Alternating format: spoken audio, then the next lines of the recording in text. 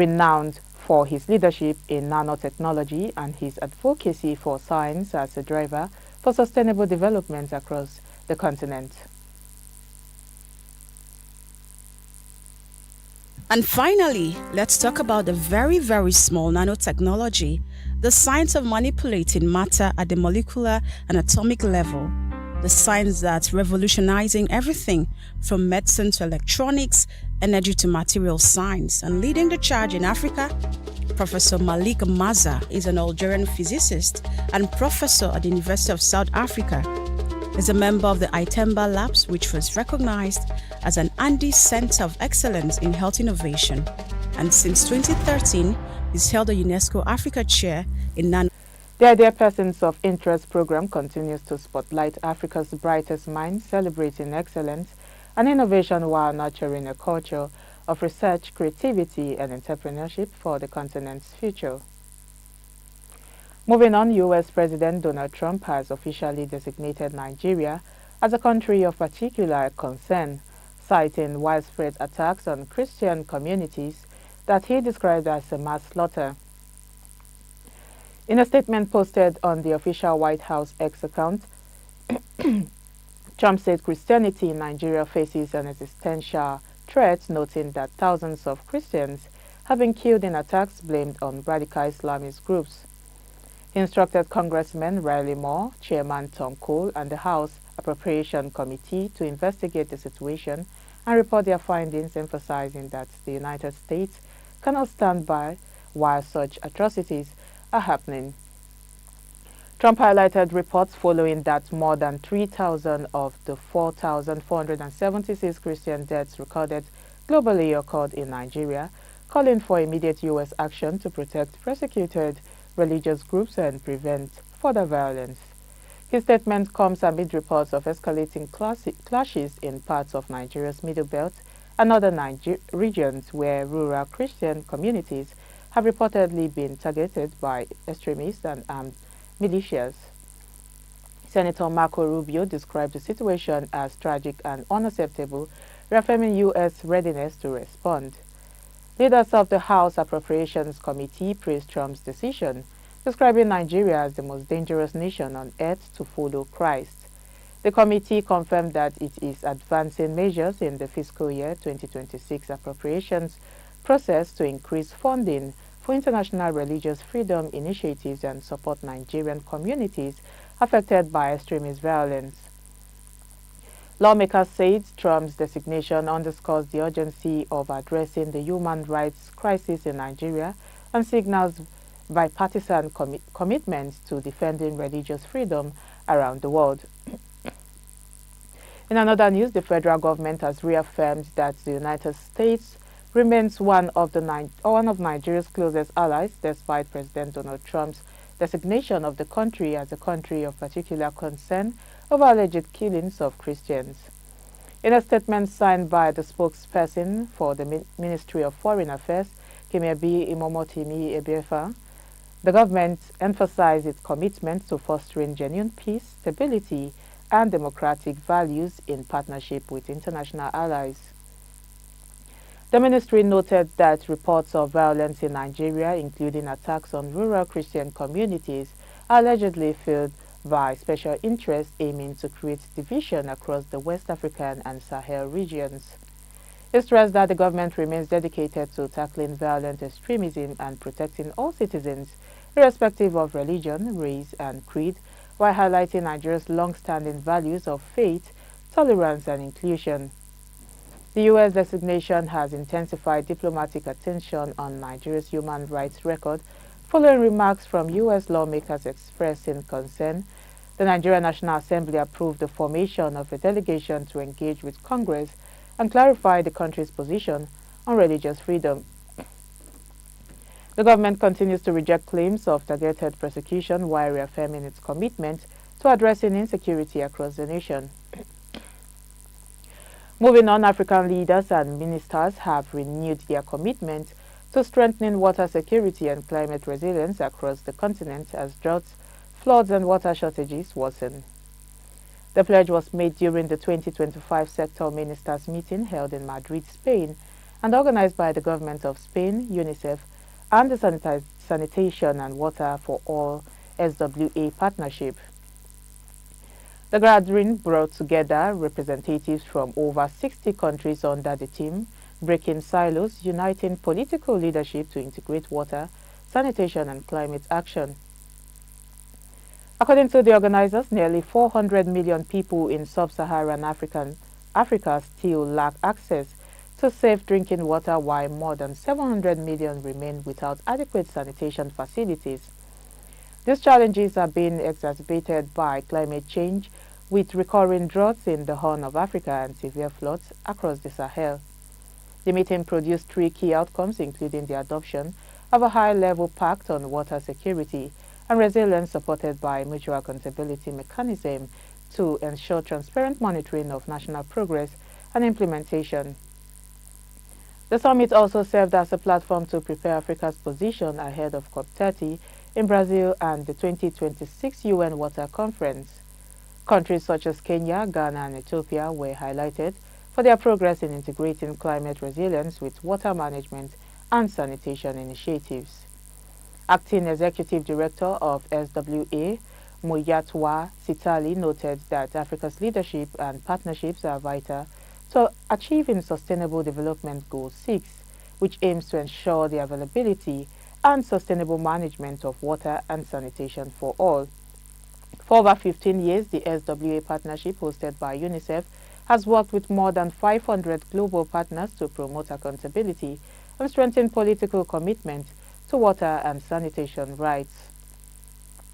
In another news, experts and stakeholders in Nigeria's transport industry have emphasized the urgent need for collaboration, innovation and investment to modernize the country's transport infrastructure and enhance economic productivity. Speaking at the Nigerian Transport Infrastructure Summit 2025 in Lagos, the Managing Director of Primero Transport Services Limited, Fola Tinubu, described transportation as the backbone of national development, calling for synergy between the public and private sectors to build a more efficient and technology-driven transport system. He stressed that an effective network connecting road, rail, air and waterways is vital to trade and industrial growth, adding that Nigeria must adopt global best practices such as digital ticketing, electric vehicles and smart traffic management. Tinubu acknowledged the challenges posed by poor road conditions, limited rail coverage and outdated port and airport facilities, but noted that these gaps present opportunities for reform. He urged the government and private investors to prioritize sustainable mobility, cleaner energy and innovation to boost efficiency and reduce congestion. In his keynote address, Professor Bamidele Badejo of Lagos State University warned that structural inefficiencies, policy inconsistencies and weak regulatory oversight continue to hinder the transport sector's growth.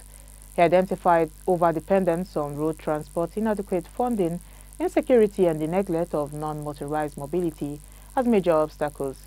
Badejo called for a multi-modal transport framework integrating road, rail, air and water systems supported by reliable data and sustainable energy solutions. We go on a quick break now. The news continues when we return.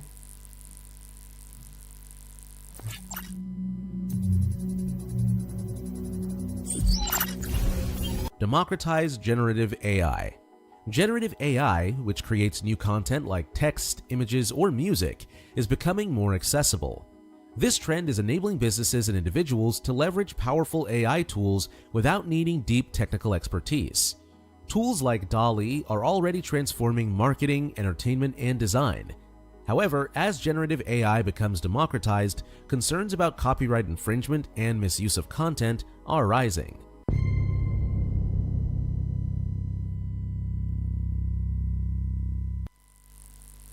Welcome back. If you're just joining, this is Idea TV Midday News. Now the rest of the news. Away from Africa, Belgium has announced plans to ease restrictions on chip exports to Europe following a recent dispute with the Netherlands over the state takeover of Nexperia, a Chinese-owned chip maker based in the country. The Dutch government had invoked a Cold War-era law in September to assume control of Nexperia, citing serious governance shortcomings and concerns about ensuring chip availability during emergencies. In retaliation, China had halted the re-export of completed Nexperia chips to Europe, sparking alarm among car makers who depend on the supply chain.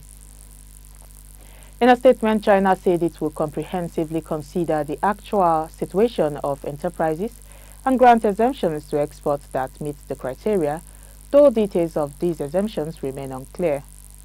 Beijing criticized the Dutch government for what it called improper interference in the internal affairs of enterprises, blaming it for disrupting global production and supply chains. Meanwhile, Nexperia reportedly informed its clients that it would stop sending chips to China for processing, a measure that raised further concern among European manufacturers.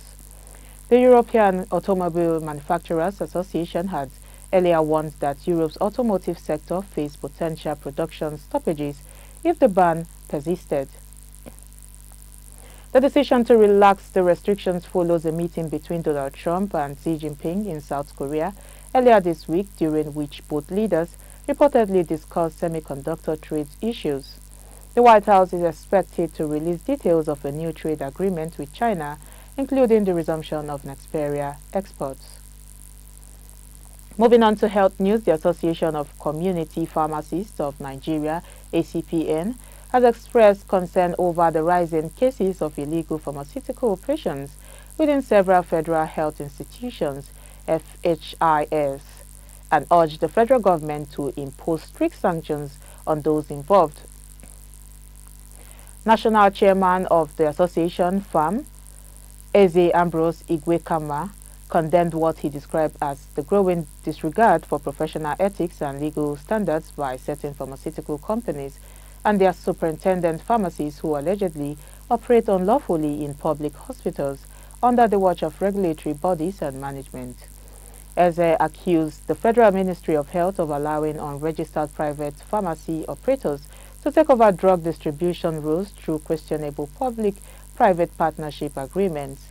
He criticized previous ministry-backed models such as MIDDAY, describing them as unlawful ventures that have weakened the nation's drug supply system. The ACPN chairman lamented that poor oversight and mismanagement by some chief medical directors have led to persistent shortages of essential drugs across many federal hospitals. He cited the Department of Pharmacy at the National Orthopedic Hospital Ibobi as a model of efficiency, noting that it successfully built a 200 million naira pharmacy complex in 2014 without compromising the DRF account. Eze further revealed that several hospitals, including UCH Ibadan, UTH Sokoto, AKTH Kano, National Hospital Abuja, and others, currently operate under questionable PPP pharmacy models that undermine professional standards and threaten public access to safe medicines. 9 Business News: South Africa's top business executives, technology experts, and SAP partners convened in Johannesburg to discuss how artificial intelligence, cloud, and data innovations are transforming enterprises and creating new growth opportunities. Managing Director for Southern Africa at SAP, Nazia File, said the convergence of these technologies presents a pivotal opportunity for African organizations to rethink how they operate and innovate.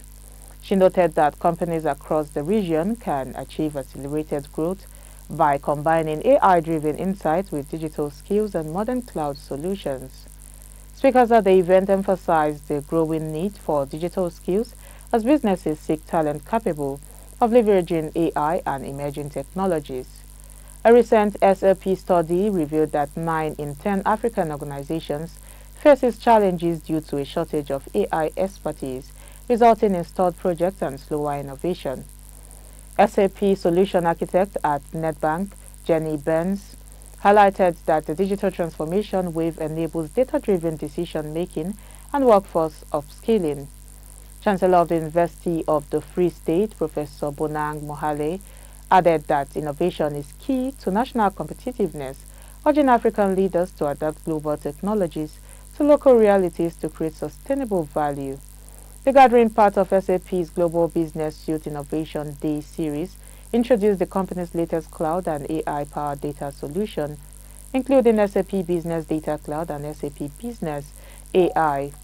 Chief Revenue Officer for SAP Business Data Cloud and SAP Business AI, Steph Demoda, explained that improved data management is driving AI-enabled growth by breaking down silos and enabling real-time insights.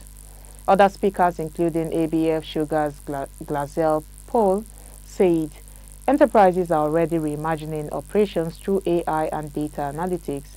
Philae concluded that adopting a clean core strategy is essential for innovation and agility, allowing businesses to seamlessly integrate new technologies with minimal disruption. And lastly, in sports news, the chairman of the National Sports Commission, Shehu Diko, has clarified that the $1.19 million Benin KEBBI mini stadium was managed directly by Federation Internationale de Football Association, FIFA, and not the Nigerian Football Federation, NFF. Speaking during an interview, Diko dismissed allegations that the NFF misappropriated FIFA funds meant for grassroots football and stadium development. He explained that FIFA handled every aspect of the project, from appointing contractors to making payments, while the NFF's only role was to provide the land for construction. Diko noted that the controversy surrounding the project stemmed from public outrage over an image shared by FIFA on social media showing the stadium in its early phase of development. He emphasized that the structure pictured represented only the first phase of construction and that FIFA, not the NFF, remained fully responsible for the project's execution and financial management. According to him, exchange rate fluctuations and administrative delays also contributed to the project's current state and perceived value. He further explained that the project, initially approved in 2015, went through a rigorous public procurement process before the foundation was laid in 2020. Diko maintained that FIFA's direct supervision and payment structure ensured transparency and accountability. Meanwhile, the House of Representatives Committee on Sport has launched an investigation into the management of FIFA and CAF development grants, using the KEBBI mini stadium as a key reference point. And that's all we have for you on Idea TV Midday News. But before we go, here's a recap of the headlines. We brought to you news that the second edition of Idea Persons of Interest magazine officially released today. Trump designates Nigeria as country of particular concern over Christian killings. Nigeria's government assures that the country still maintains strong ties with U.S. despite country of particular concern designation. And African leaders renew commitments to water security and climate resilience. Stakeholders call for modernization and innovation in Nigeria's transport sector. And away from Africa, China to ease chip export ban to Europe after dispute with the Netherlands. And in health, ACPN calls for sanctions over illegal drug distribution in federal hospitals. In business and tech leaders explore AI and data clouds to drive digital transformation. And lastly, in sports, Nigeria's Sports Commission says FIFA directly managed $1.19 million KEBBI Stadium project and not the NFF. Do not forget to follow us across our social media platforms at Idea Television. I am Cynthia Bassi. Thank you for watching.